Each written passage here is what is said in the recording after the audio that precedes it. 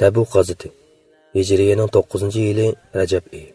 Shunisi aniqki, Makka fathi haqiqatan to'g'ri, haqqoniy aqida va sog'lom hayot yo'li bilan botil, ya'ni xatolik o'ttirisini keskin ayirgan hal qilg'uch fasil bo'lgan edi. Buningdan keyin butun arablarning nazarida payg'ambar alayhisalomning barhaq payg'ambarligiga nisbatan shak va gumon qilishga qilcha o'rin qolmadi. Shundoq bo'lg'achqa, bu voqeadan keyin tarixning chaqi tamoman o'zgacha aylandi. Kishilar Allohning diniga to'p-to'p bo'lib kirishga boshladi.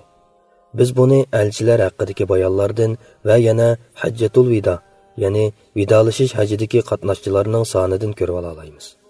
Ichki qiyinchiliklar tugab, musulmonlarning Allohning shariatini o'rganish va o'rgatish uchun hamda islomiy da'vatni keng qanot yoydirish uchun ko'ngli aromiga tushgan edi. G'azotning sababi. Lekin bu yerda musulmonlarga tahdid bo'lib turgan bir dushman kuch bor bo'lib, u bo'lsa-mu ayni davrdagi yer shari bo'yicha harbiy kuch jihatda eng cho'ng Rum xonadonligi edi. Biz oldingi bobdagi bayonlarda ular bilan bo'lgan to'qinishning Rasulullohning elchisi Haris ibn Umayr al-Azdi uning Busra valisiga yo'llagan maktubini elib ketayotganda Shurahbil ibn Amri al-Ghassani tarafidan tutqun qilinib o'ldirilgandan tortib boshlanganligini, Rasululloh Harisning intiqomini olish uchun Zayd ibn Haris qo'shinini avatib, qo'shin Rumliklar bilan Mu'ta degan joyda dahshatli elishganligini, ammo urushda ashu zo'migar zolimlardan intiqom olishga muvaffaq bo'la olmagan bo'lsa-mu, biroq bu urushning yiroq yaqindan barliq arablar ko'nglida musulmonlarga g'oliblik tuyg'usi o'rnatganligidek yaxshi ta'sirini so'zlab o'tgan edi. Shuningdan keyin Qaysar Rum xonligi Mu'ta urushining musulmonlar uchun keltirgan ijobiy ta'sirlarini va o'z mustamlikasi ostidagi arab qabilalarining Rumliklarning asoratidan qutulib chiqib, musulmonlarga el bo'lish ko'ydi bo'layotganligini, bu xil ideyaviy burilish uning chegarasi ichiga qadamma-qadam ishkirlab, Arab-Sham chegarasiga tahdid selayotgan birdan-bir cho'ng xavf-xatar bo'lib qolganligini tunib ketdi.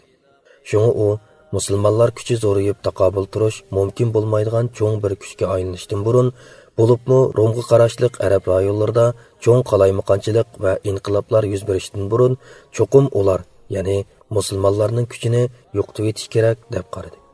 Mushu ahvollarga asosan Mu'ta urushiga to'liq bir yil bo'lmay turibla Qaysar, ya'ni Rum xonadoni Rumliklar va Rumga qarashliq G'assan arablari va boshqa arab qabilalaridan qo'shin tashkillashga kirishdi va cho'ng qonliq to'qinishga tayyorlik ko'rdi. Rumliklar va G'assanlarning urush tayyorligi haqidagi to'liqsiz ma'lumot.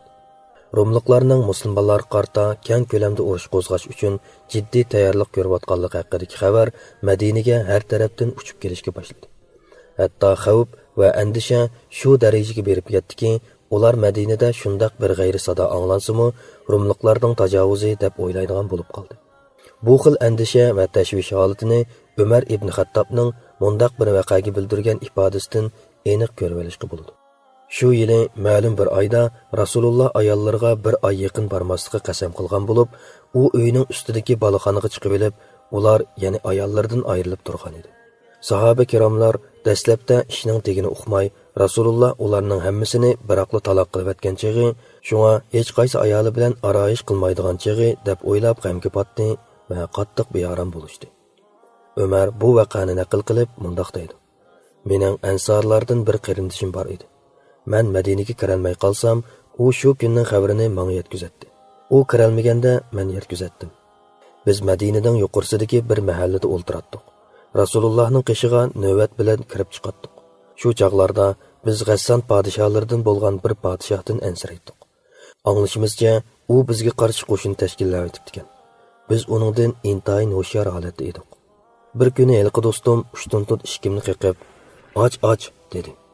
Men "G'assanlar kelibdimi?" desam, u "Balki uningdanmi cho'ng ish bo'pti. Rasululloh ayollardan o'zini chetga olibdi" dedi. Sahihul Buxoriy. Yana bir iborada Umar mundaq degan: "Anglashlari qaraganda G'assan taraf bizga hujum qo'zg'ash uchun atlangan ekan.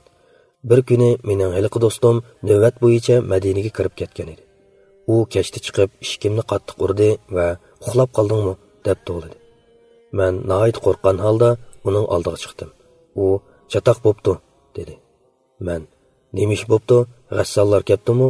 desam, u "Yo'q, uningdanmi cho'ng ham yomon ish bo'pti. Rasululloh ayollarni taloq qilib yutibdi" dedi. Sahihul Buxoriy.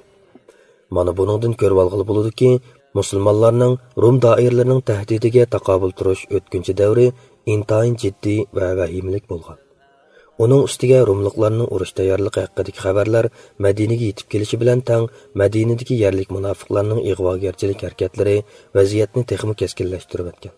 Bu munofiqlar Rasulullohning har qaysi jang maydonlaridagi muvaffaqiyatlarini va uning yer yuzidagi hech qanday bir sultondan qo'rqib qolmaydiganligini, balki o'z yo'lida paydo bo'lgan har qanday kashinini cho'qim supurib tashlay oladiganligini ko'rib turibmi, yanala ko'nglida yo'shirib kelgan razil xomxiyollarning amalga oshishini, islom diniga va musulmonlar qarta to'rt ko'zi bilan kutgan yomonliklarning reallik aylanishidan umidini texchi uzmagan edi. Shunga ular bu qatim nihoyat hayajonlanib ketdi va harakatini tezlatdi. Ular bu qatim o'zlarining ashu razil arzu armonlarining amalga oshish vaqti yaqinlab keldi deb qarab, Madinada suiqasd planlash va dushman kuchlar bilan til biriktirish maqsadida masjid nomida razillik uvsidan birini ta'sis qildi. U bo'lsa-mu tarixdagi Zirar masjidi, ya'ni ziyonliq masjidi edi. Ular u masjidni kufrini qayta bosh ko'targizish, mo'min musulmonlar orasiga parogandachilik selish, ularning birligini parchalash, Abu Amir rohibga o'xshash Alloh va Allohning rasuliga qarshi turg'ishlar uchun tayanch baza ta'sis qilishni maqsad qilgan edi. Ular taxi Rasulullohni bu masjidda namoz o'qib berishga taklif qilgan edi. Buningdagi maqsad mo'minlarni aldash va bu masjidda kelgusi elib beriladigan ig'vogarchilik va dushman bilan til biriktirish suiqasdchilik harakatlarini chiroyliqcha niqoblash uchun edi. Shundoq bo'lganda musulmonlar bu joyni masjid deb biladida, bu yerga kelgan ketganlarga diqqat qilmaydi. Shuning bilan bu joy munofiqlar va Abu Amir rohibga o'xshash chet eldagi buzg'unchi unsurlarning kufri va nifoq mikroblarini o'stirib tarqatadigan intayin aplik va bexatar uvsiga aylanadi. Lekin Rasululloh urush ishi bilan aldirash bo'lg'achqa namoz o'qib berish ishini g'azotdan qaytib kelgandan keyingi kayniga surdi. Natijada ular maqsadini amalga oshira olmay qolmasdan, balki suiqasd bosh bo'lib qilib, el arsida rasvo bo'ldi. Keyin Rasululloh g'azotdan qaytib kelib, namoz o'qib berishning o'rniga qurolli qo'shin avatib, elqi masjid nomidagi uvni chuvatdi. Rum tarafning harbiy harakati to'g'risidagi eng yangi ma'lumot. Yuqoriqilar musulmonlar duch kelgan ahvollar va topshirib olgan axborotlar edi. Shu asnoda ushtumtut Shamdan Madinaga yog' elib keladigan Anbat qabilasiga tava arab savdogarlari keldi. Ularning aytishicha, Iroqli, ya'ni Rum podshohi 40 ming kishilik qo'shin tashkillab, uning qo'mondonligini Rumliklarning pushtidan bo'lgan bir kishiga tutqizgan. U yana bu urushga arab xristianlaridan Laxmi, Jozam va boshqa qabilalarni qatnashishga chaqirgan. Qo'shinning oldi musulmonlar bilan chegaralanadigan Shamga tava shaharlardan biri bo'lgan Balqoga kelib o'rnashgan. Buning bilan musulmonlarning ko'z oldida ajoyib cho'ng bir xavf-xatarning qor ko'langisi pulanglashga boshladi. Madinaning siyosiy vaziyati texmi jiddiylashdi. Chunki odamlar nomrod, qiyinchiligi ig'ir, uloq ilmaklari yo'lga yormaydi. Uning ustiga Madina xurmallari miliq-miliq pishgan mazgilga to'g'ri kelib qolgan bo'lg'achqa, odamlar bog'varallardan va soyliq daraxtlarning tuvidan ayrilg'isi kelmaydi. Qisqasi, bundaq beabchaqda safarga chiqishni hech kim yoqtirmaydi. Buni oz deb musofa uzoq, yo'l yurish jafoliq, qiyinchilik ig'ir edi. Rasululloh ahvolning qandoq bo'lishidan qat'iy nazar keskin qaror chiqardi. Foydasiz omillar nurg'un, amaliy ahvollar ana shundoq murakkab, sharoit qiyin bo'layotgan bo'lsa-mu, Rasululloh davr sharoiti va vaziyat taraqqiyotiga hammadan inchga va hammadan yiroq ko'rarlik bilan nazar silib turibdi.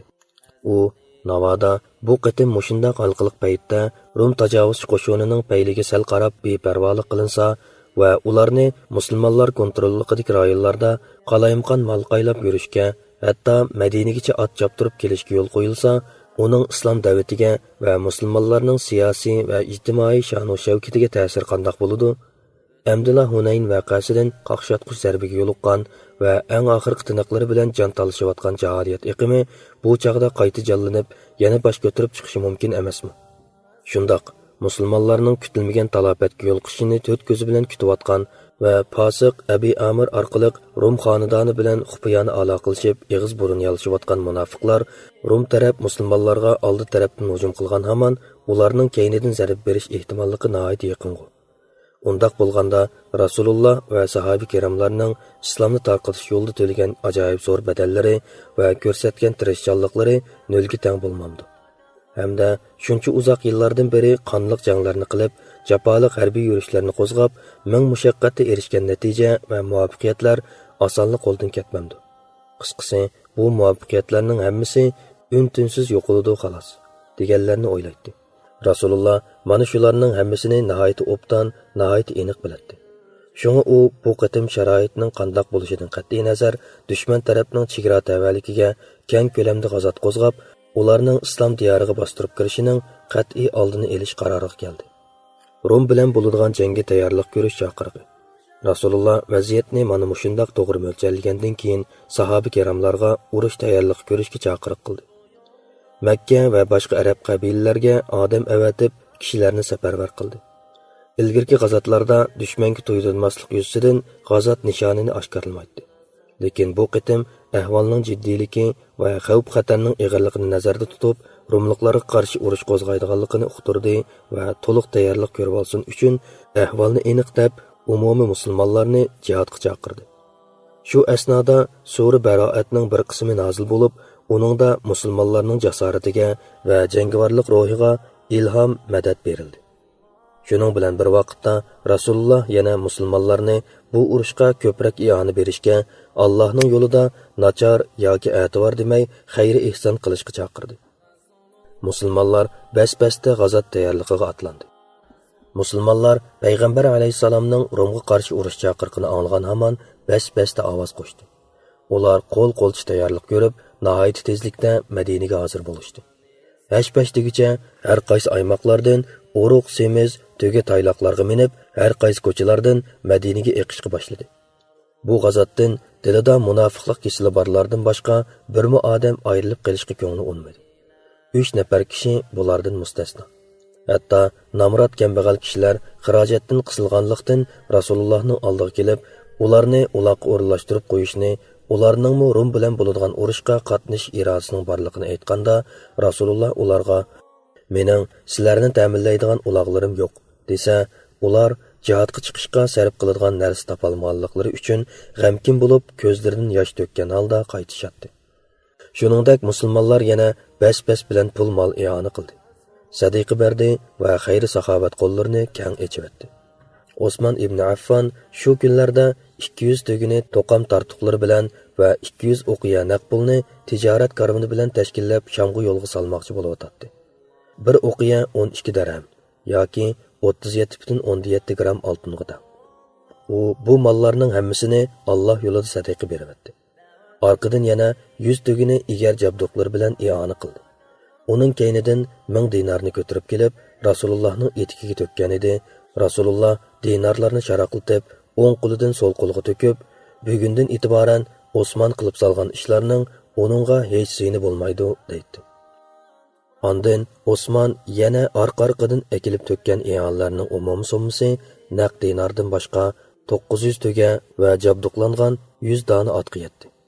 Abdurrahman ibn Avf 200 o'qiya iyoni qildi. Abu Bakr Siddiq mol dunyosining hammasini elib keldi. U bu urushga tunji bo'lib iyon elib kelgan kishi bo'lib, oilamga Alloh va uning rasulini qoldirdim dedi. U 4000 dirham edi. Umar ibn Xattob iqtisodining yerimini bo'lib elib keldi. Abbosmo nurg'un mol dunyoni akilib tashladi. Talha, Sa'd ibn Uboda va Muhammad ibn Maslamalarmo nurg'un mol iyoni qildi. Asim ibn Adi 90 vasaq qo'rma iyoni qildi. Bir vasaq 150 kilogramga teng. Bir qancha kundan beri iyon qilg'uvchilarning oyiqi uzilmadi.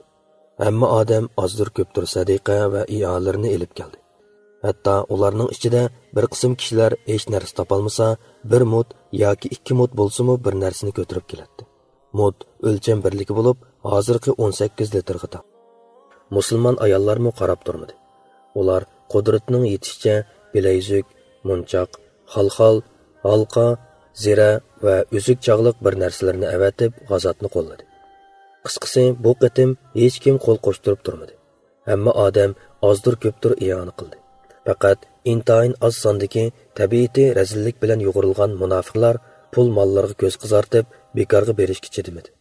Ular texi müminlərning ichidagi mardlik bilan ko'p sadiqa qilguvchilarni, toqatining yetishicha kambag'al bo'lganligidan oz sadiqa qilguvchilarni ayblaydi va masxara qiladi. Sura Tavba 79-oyat. Islom lashkari Tabukka qarab otlandi. Musulmonlar mushundaq jiddiy tutishib, urush tayyorligini bitirgandan keyin Rasululloh Madinaga o'z o'rnida Muhammad ibn Maslamani qoldirib yo'lga chiqdi. Yana bir so'zda Siba ibn Arpata deyildi. U yo'lga chiqish oldida Ali ibn Abu Talibni qoldirib, uni maxsus Rasulullohning oilasiga qarashga buyurdi. Rasululloh yurib ketgandan keyin munofiqlar Alini ayblab, uning ustida gap topganlikdan u darg'azab bo'lib Rasulullohning kaynidan yetishib oldi. Rasululloh uni Madinaga yana qaytirib, "Sen bilan men Harun bilan Musoga o'xshash bo'lsak, rozi bo'lmamsan? Birla mendan keyin payg'ambar kelmaydi xolos", dedi. Rasululloh Alini Madinaga qaytirib o'tgandan keyin Tabukka qarab ilgirladi. Lekin qo'shinning soni ko'p bo'lg'achqa, musulmonlar garchi ioni qo'llarini keng ichib o'tgan bo'lsa-mu, to'liq tayyorlik qila olmagan bo'lg'achqa, yanada qo'shinda ozuqliq va uloq masalasida zo'r qiyinchilik ko'rildi. Musulmonlar buningdan burun zo'r ko'lamda tashkillanib boqmagan bo'lib, ularning soni 30 ming kishi edi.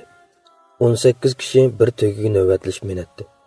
Ba'zida ular dal daraxtlarning g'azon yo'pirmoqlarini yeyishga majbur bo'lgan bo'lib, eg'iz va lavlari ishib ketgan edi.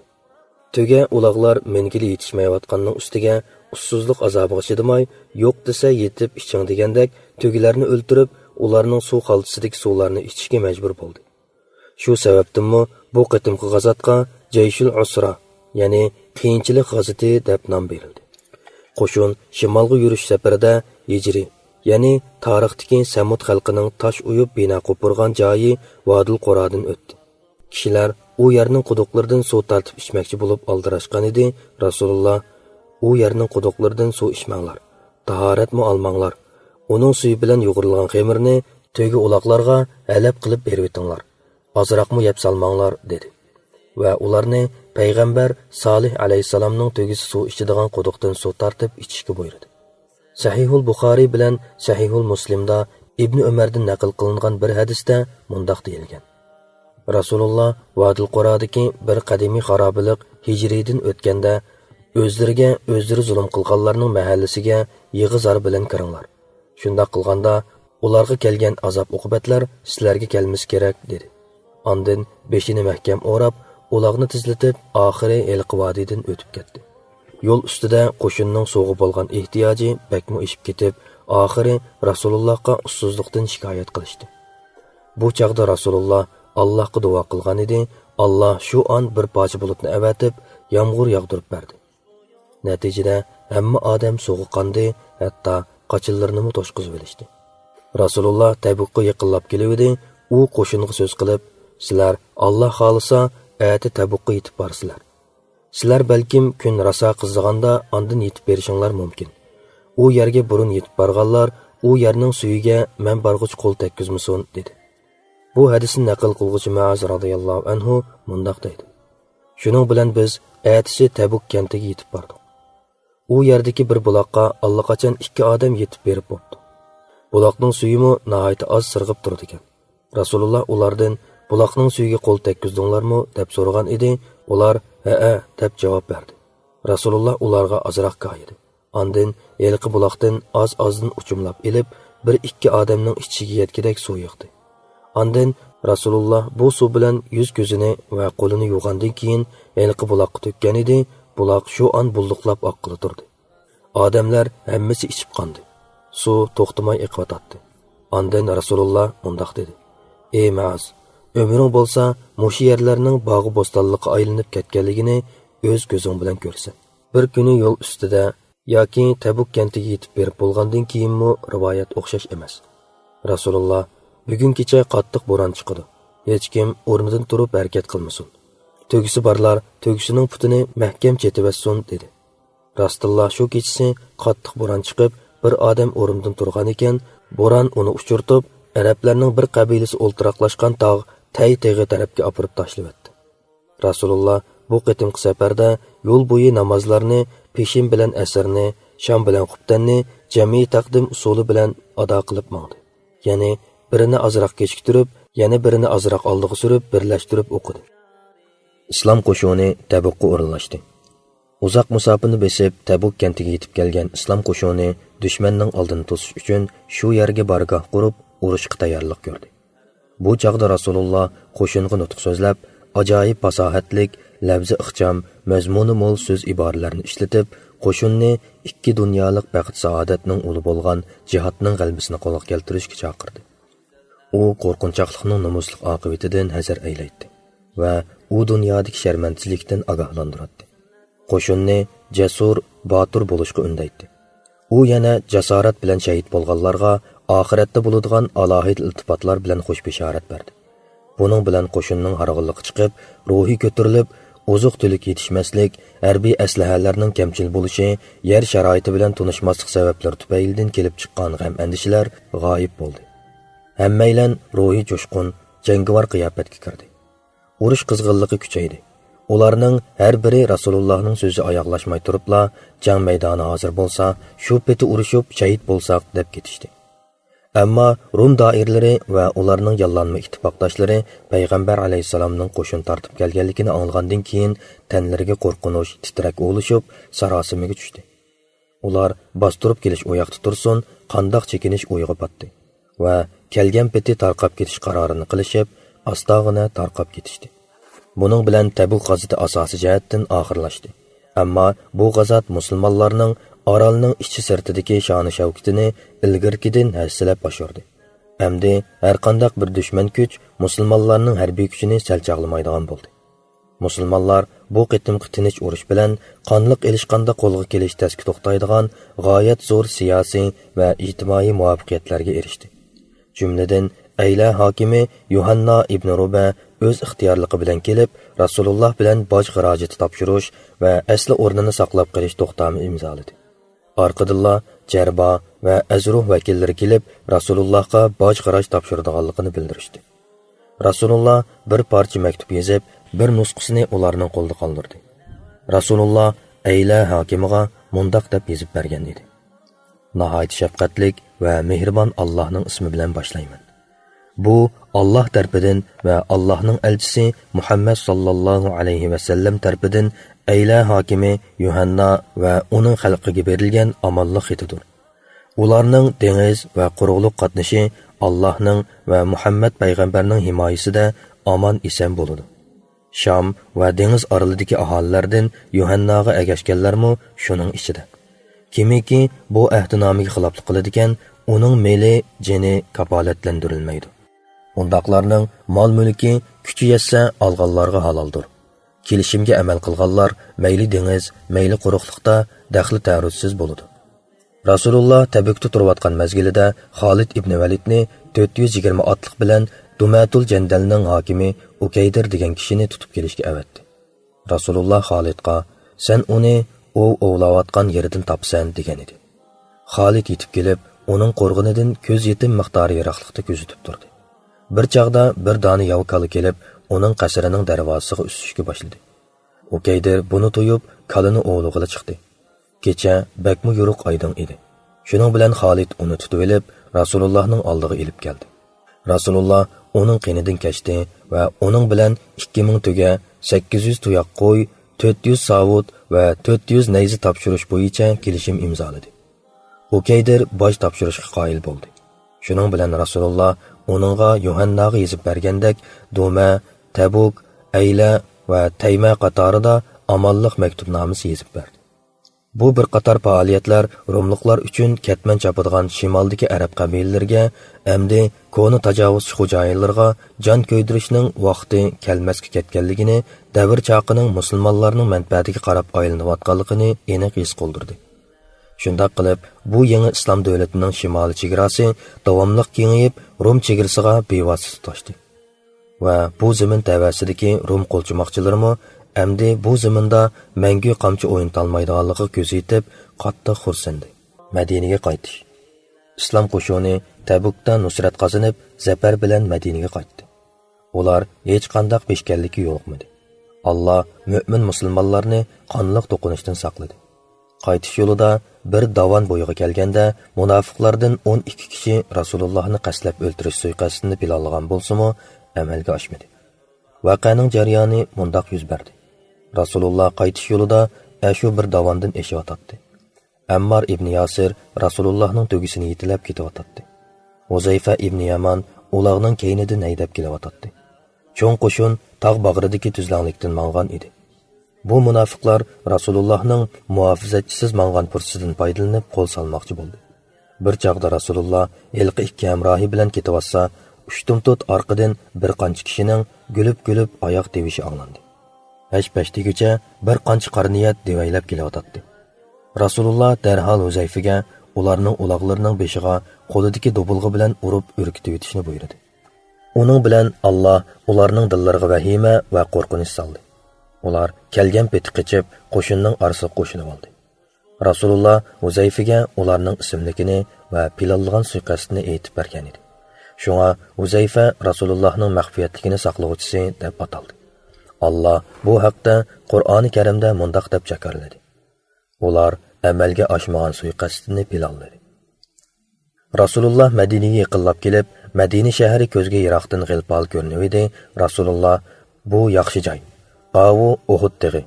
Biz uni suyimiz, u mu bizni suyidi dedi. Madina xalqi Rasulullohning qaytib kelganligini anglab qo'zg'alib ketdi. Ayollar, bolalar va qul cho'rilar qizg'in olqish sadolarini yangratib, islom qo'shinini qarshi olish uchun chiqdi. Ular qo'shinning qadamlariga tankash qilib, mono nazmini o'qiydi. Rasululloh to'lun oydak chechib nur. Chiqib keldi saniyatul vidadin. Xudoga shukri qilmoq bizga lozim. Birar odam qo'l uzmasila duodan. Rasululloh Tabukqa Rajab oyida atlangan edi, Ramazon oyida qaytib keldi. Bu g'azotga 50 kundak vaqt sarf bo'ldi. Buningdan 20 kun Tabukda o'tdi. Bir oydak vaqt berish kelishga ketdi. Tabuk g'azoti Rasululloh qatnashgan eng oxirgi g'azot bo'lib qoldi. Sabtdan sug'urilib olganlar. Tabuk g'azoti o'zining o'zgacha qiyin shart-sharoiti bilan Allohning bir qatimliq cho'ng imtihon siniqi bo'ldi. Bu g'azotda haqiqiy, samimiy, sodiq mu'min musulmonlar bilan shakli musulmonlar ayrildi. Mana mushundaq sharoitni sinash Allohning irodasi bo'lib, Alloh mundaq deydi. Alloh yomonni, ya'ni munofiqni yaxshidan, ya'ni mu'mindan ayirmoqcha mu'minlarni, ya'ni sizlarni hozirgi petinglarda qo'ymaydi. Sura Ali Imron 179-oyatning bir qismi. Demak, bu g'azotga haqiqiy musulmon bo'lgan kishilarla atlandi. Hatto bu g'azotdan sug'urilib olish shu kishining munofiqligining belgisi bo'lib qoldi. Biror odam chiqmaslikni iroda qilib sug'urilib olsa, kishilar uni Rasulullohga aytsa, Rasululloh uning bilan koringlar bo'lmasin. Agar uningda yaxshilik bor bo'lsa, Alloh uni sizlarga cho'qim qo'shadi. Ammo undoq bo'lmasa, Alloh sizlarni uningdan saqlagan bo'ladi, deydi. Shunga bu qitim rostli o'zrisi borlar yoki Alloh va Allohning payg'ambariga yolg'on aytib, yolg'ondan bahona sabab ko'rsatib, qilib qilishga ruxsat so'raganlar va yoki boshdan oxir faqatla ruxsat so'ramay uyga kirib yetib olgan yuzi qilin munofiqlarla qilib qoldi. Bu yerda yana hech qanday bahonasi bo'lmagan ahvol ostida yanada qilib qolgan samimiy yaxshi musulmonlardan faqat 3 nafar kishilar bor bo'lib, Alloh ularni qattiq imtihon qilib sinagandan keyin tavba ato qildi. Vaqaning jarayoni mundaq yuz berdi. Payg'ambar alayhissalom Madinaga qaytib kelgandan keyin Udullah masjidga kirib 2 rakat namoz o'qidi. Ondan odamlar bilan ko'rishgili o'ltirdi. Bu chaqda oldi bilan yanali munofiqlar. Ular 80 necha odam edi. Ular kelib turli bahona va o'zirlarini ko'rsatib qasam ichkili turdi.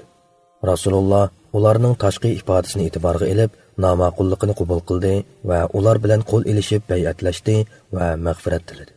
Ammo ularning ichki dunyosini Allohga topshirdi. Biroq yilqi oqko'ngil musulmonlar rostchilikni tanlab Rasulullohning oldiga yolg'on yovdoq so'zlar bilan kelmadi. Ular Ka'b ibn Malik, Murara ibn Rabi'a va Hilal ibn Umayyalar edi. Rasulullohmi sahobalarni yilqi 3 kishiga gap qilmaslikni buyurdi. Shuning bilan yilqi 3 kishiga nisbatan keng ko'lamda munosabatni uzish jazosi yurgizildi. Kishilarmi ularga yaxshi qaramadi. Hatto ona tuproqimi endi ularni qo'yniga olmaydigandek tuyulatdi. Keng jahon tarliq qildi, nafsi siqildi.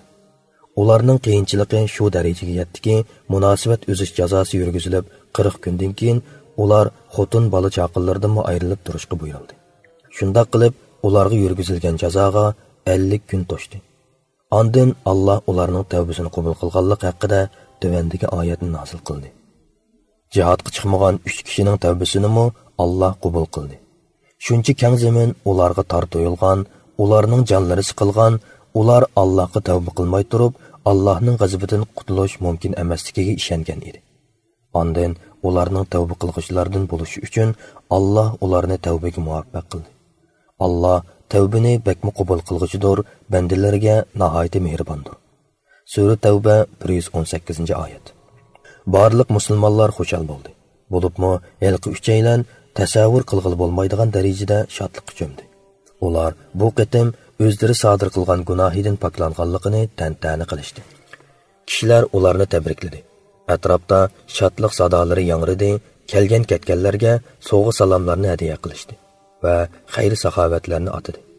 Bu ularning hayotidagi eng baxtli daqiqalar bo'lib qoldi. Ammo o'zri sababidan bu qitimki g'azotga chiqolmaganlar haqida Alloh tövəndəki oyatni nozil qildi. Ojizlar, ya'ni yashangan bovaylar, kasallar, jihadga chiqishga xarajat topolmaganlar Allohga va Allohning payg'ambariga sodiq bo'lsalar, jihadga chiqmasa gunoh bo'lmaydi. Yaxshi ish qilguvchilarni ayblashga yo'l yo'qdir. Alloh mag'firat qilguvchidir, nihoyat mehribondir.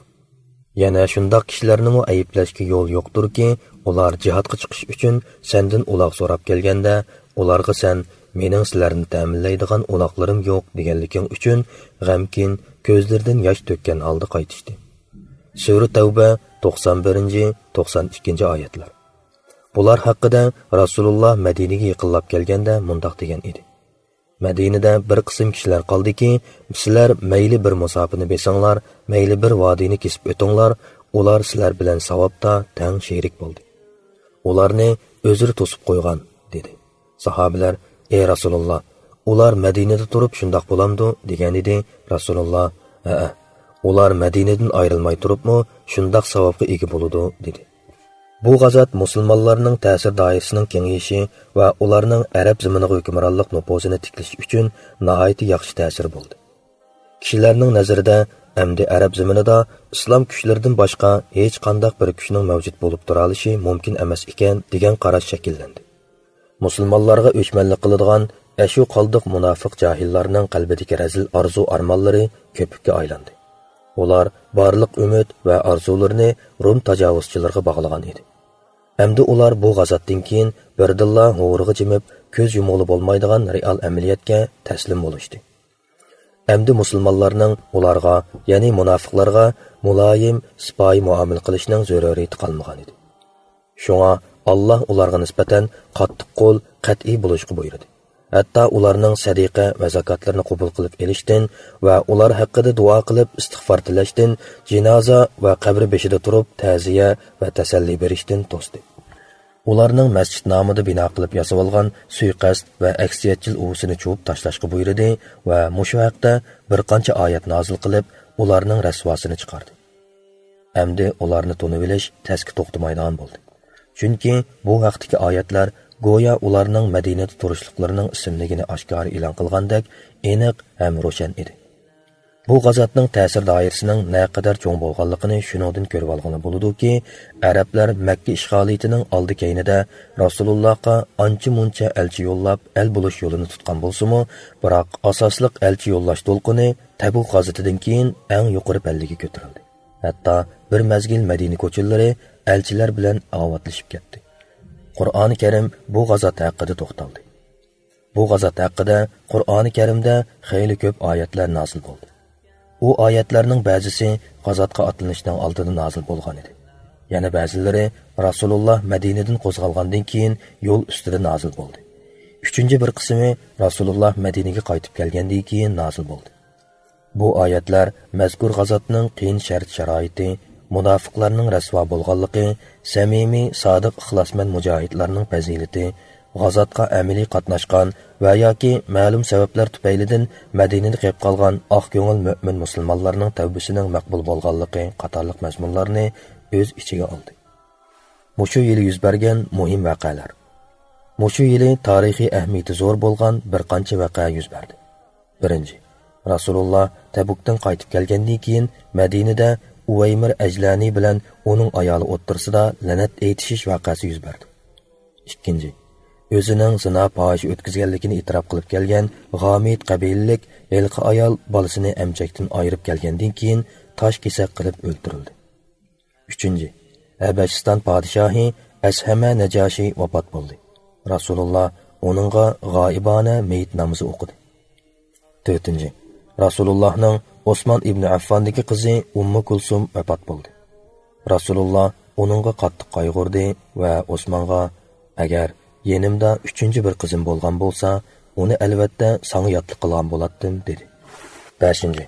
Rasululloh Tabukdan qaytib kelgandan keyin munofiqlarning katibishi Abdullah ibn Ubay o'ldi. Rasululloh uningga istig'for tilidi va Umarning to'sib qarish to'rshiga qaramay, uning meyit namozini tushirgandan keyin Qur'onda Umarning irodasini qo'llab oyat nozil bo'ldi.